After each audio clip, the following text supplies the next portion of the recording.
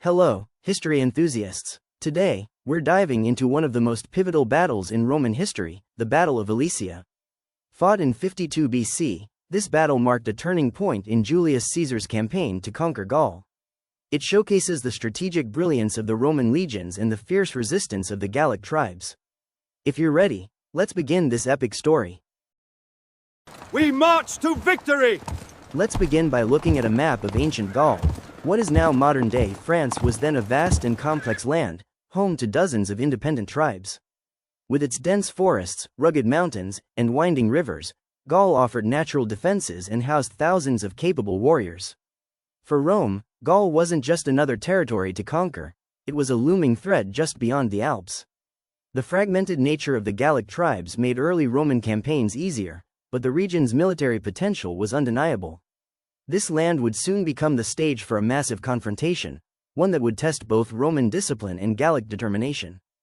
Starting in 58 BC, Julius Caesar launched a series of military campaigns to conquer Gaul on behalf of the Roman Republic. Gaul, covering present-day France, Belgium, and surrounding regions, was home to many fierce and capable warriors. However, its greatest weakness was the lack of political unity. The tribes were often divided, with rivalries between them.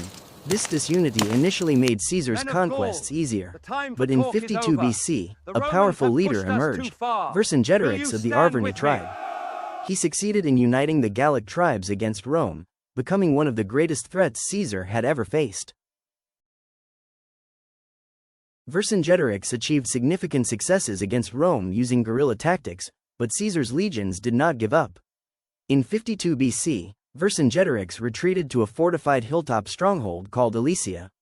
This would become the last stand of the Gauls. Caesar risked everything to capture this fortress. He set out with his soldiers, and the legions were in high spirits.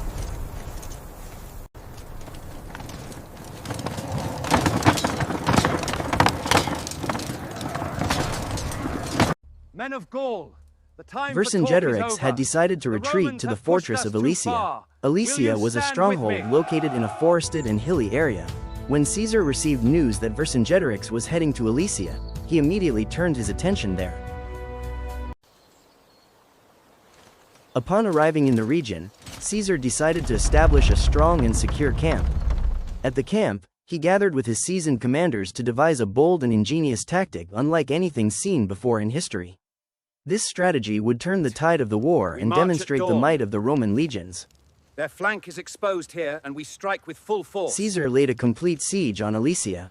The Roman legions were not only brave warriors but also unparalleled engineers. Working tirelessly through day and night, they dug deep and wide trenches stretching 18 kilometers around the fortress. Sharp stakes were driven into the earth to erect impregnable fortification walls. But Caesar's genius did not end there. To block the Gallic reinforcements from outside, a second, larger and stronger siege wall rose. Trapped between these two walls, the Gauls' hope began to fade, as Rome's engineering brilliance and disciplined army prepared meticulously for victory. History would remember this siege as an unmatched epic in the annals of military engineering. The Gauls inside Alesia struggled with hunger and despair. Vercingetorix, recognizing the dire situation, sent mounted riders to call for reinforcements. Finally, tens of thousands of Gallic warriors gathered to relieve Alesia. They had decided to fight fiercely for their homeland. One of them put on the helmet of a fallen Roman soldier. At first, their numbers were small, but as more units joined, their ranks grew.